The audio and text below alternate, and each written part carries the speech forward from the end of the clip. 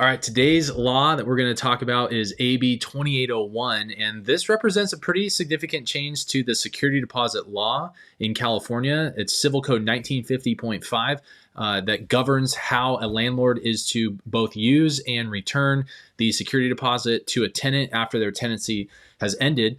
And this law definitely makes things a little bit more complicated, although it may just be codifying something that you already do as general practice. We certainly have been doing this for many years, but that is that it now requires that you take basically 3 sets of pictures.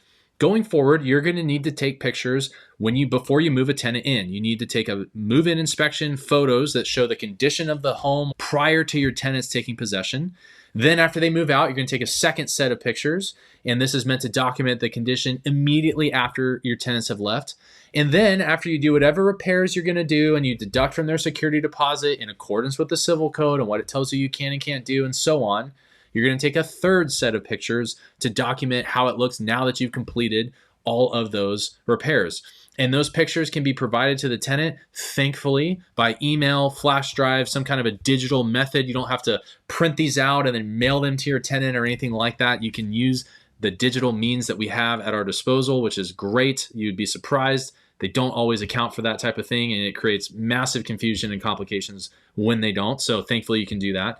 And it also requires that you start detailing out the reasons why you're charging tenants for what you're charging them for. It's not enough to just present them with an invoice from a handyman, a contractor, whatever, and say, you owe for this amount because I had to do this after you moved out. You now have to show them with pictures what it looked like before they moved in, what it looked like after they moved out, what it now looks like after you fixed it, and then why they are responsible for that particular charge. So you're going to need to be very specific in why you're charging for those things. And finally, they added one more clarification to the civil code, and that's where they call out carpet cleaning in particular, which is kind of weird because it doesn't seem like the law itself has actually changed. And again, I'm not an attorney, so this is not a legal opinion. This is just a property manager's opinion who's reading the law and understands what the law used to mean and how it was interpreted and has seen this play out in court and how a judge interprets it. And anyway, it says that you can't charge for professional carpet cleaning unless that was needed to return the unit to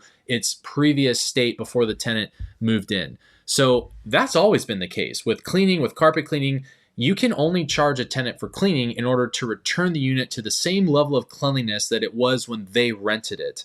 So they just added in carpet cleaning, I think, to make it a little bit less confusing for people, because it was pretty common practice for a lot of landlords and property management companies to say, you need to show proof of carpet cleaning when you move out, otherwise we're going to do it no matter what. And you can't do that. You have to look at the carpet, determine if the carpet is in need of professional cleaning, and if it is, then you can get it professionally cleaned and charge the tenants for it, as long as that is what is necessary to return it to the condition it was before they lived there. But if they just clean it themselves, or if it doesn't need cleaning and you can't prove that it needs cleaning, then the law makes it pretty clear that you're not to charge them for that cleaning. So that's just a kind of a weird curveball that this particular law threw at us. It's how we're interpreting it. But again, I want to emphasize that I'm not an attorney, and if you have any questions about any of these laws that we discuss on our website, then you should consult a qualified real estate attorney to get advice on that type of thing.